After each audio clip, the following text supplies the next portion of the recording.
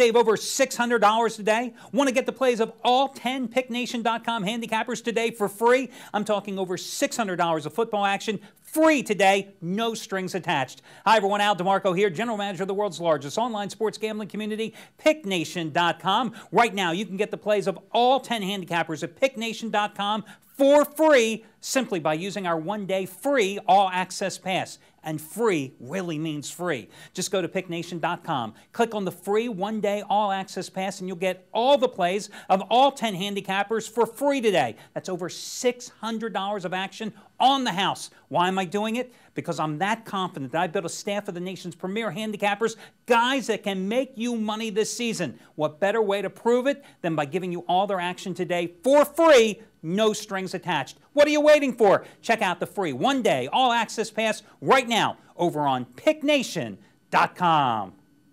If you like money and fantasy football, you're going to love this free offer to make money with DraftStreet.com. In fact, you've got a chance to win my money because I'm running a $300 league today where the top 7 finish in the money. Hi guys, Al DeMarco here, and today you'll be competing against my team and amongst yourselves to win my money. Fantasy sports have changed over the years, making them more lucrative. No more waiting to get paid at the end of the season. With DraftStreet.com, you get instant gratification. Here's the deal. Go to DraftStreet.com right now. Enter this code, DeMarco, my last name. That's going to get you access to my league today. Entry costs absolutely nothing. It's free to play for a shot at winning my money. You have a $100,000 salary cap to draft your team. You've got until the 1 p.m. Eastern Time kickoffs to set your roster, and the winners will be determined when the Monday night game is over. Remember, the top 7 finish in the money with my $300 at stake. Go to DraftStreet.com, use the passcode DeMarco, build your team now.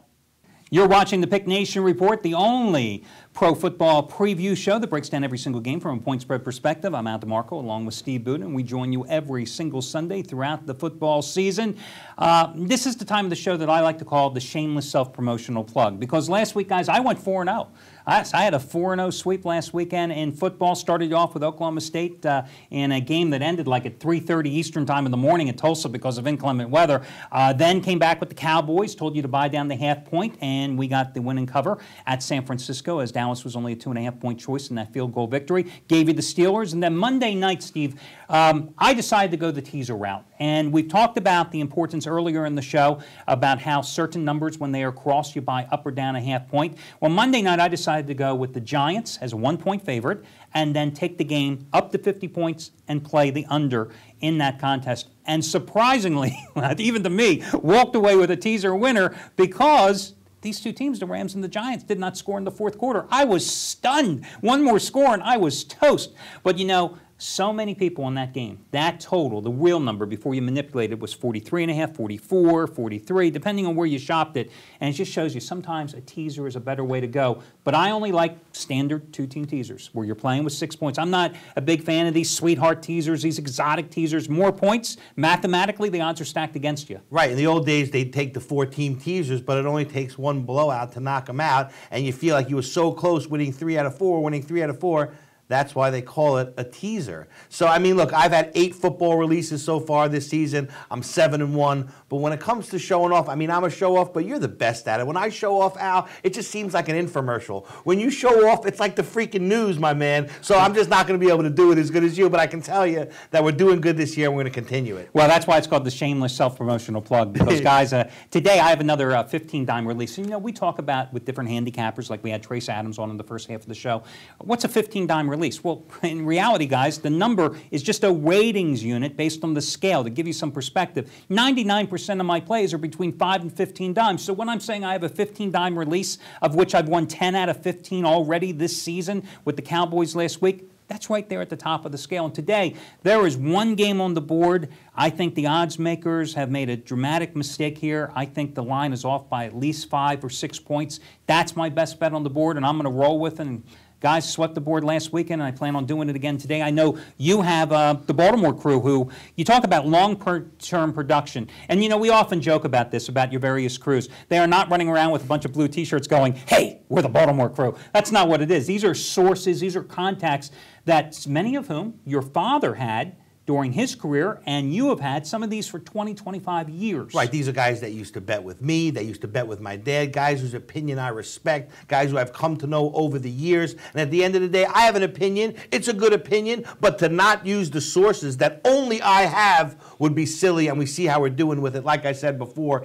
8 releases, 7-1 Baltimore Crew last week. They pushed the game. I took the loss because most of my customers laid the 4, bought the half a point with Buffalo, but you know how sharp as they are, they were last-minute Charlies. They got that 3.5, bought it down to 3. Their record's still intact, even though everybody else got the loss. And the Baltimore Crew over the last 4 years, 27, 13-1 in the NFL. Number 1 NFL crew by far for you.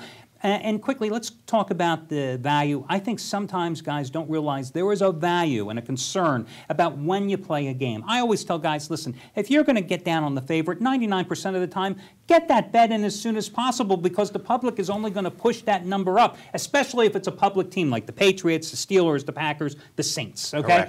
And if you're going to play the dog, well, guys, time is on your side, but what's the also most important thing, and you probably hated this as a bookmaker, guys that shop around. I always say you got to shop around for price. When I was a bookmaker, there was no shopping around. We gave out credit. We were the only guys on the block, and we made sure there was nobody else there. But nowadays, with the internet at your fingertips, there is no good reason for customers not to have multiple accounts, betting into multiple lines, to be sure that they're seeing a wide range of numbers, and they're always going to use the one that's best for them, and we know it. There are certain books out there that favor the favorites and certain books out there that are quote-unquote wise guy books that always seem to favor the underdogs. You got to take advantage of it. Absolutely. So you got to be careful of where you're placing your bets. Let's go now take a look at one of the games we haven't touched on yet, Baltimore and St. Louis.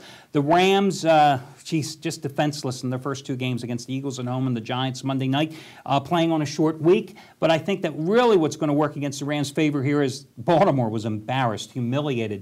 I mean, this is a team that plays smash-mouth football and likes to beat you up with Ray Lewis and company. They got their you-know-whats kicked from here to eternity last week by the Titans. There's some payback. There's some revenge. And look at how the line is reflected at Baltimore. 3.5. Well, we call this the seesaw system. First week, Baltimore embarrasses the Steelers. Second week, Baltimore gets embarrassed by Tennessee. And if you're playing that seesaw system, now's the Baltimore bounce-back game. You got to lay the points here. You got to feel Flacco and company are going to get the job done. And it all comes down to turnovers because against the Steelers, they forced 7 turnovers. They rolled 35-17. Last week, they had 3 turnovers. I think Flacco was intercepted a couple of times. They lose 26-13.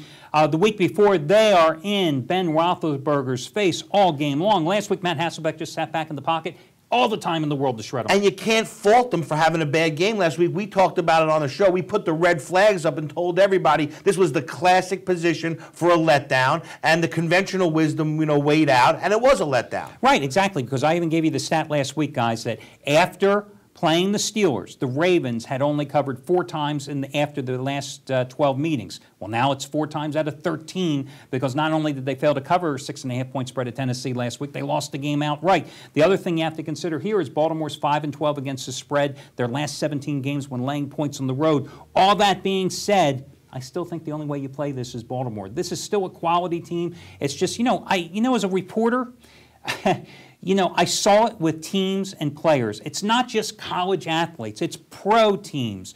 A famous NBA Hall of Famer once told me that, do you think we get up every single game? You can't. It just doesn't happen. There are dead spots in the season, and sometimes they happen in week number 2, as the Ravens found out last week. Agreed. So Baltimore would be the play, guys. Listen, we've got another 10-minute segment coming up here, and we're going to kick that off talking about, that little game between the Oakland Raiders and the New York Jets. That's going to be coming up, and also we'll talk about the Pittsburgh-Indianapolis game because we have to, not because we want to, not because we love the game, but somebody's going to win. I mean, that's the thing. There's some orphan games out there, but somebody's going to win the money. It's a 50-50 shot. You put enough money on a game, that's the Super Bowl for you. That's exactly it. So, guys, Al DeMarco here with Steve Budin. We'll be joining you in a couple of minutes as we take this quick commercial break as we head into the home stretch of the Pick Nation Report.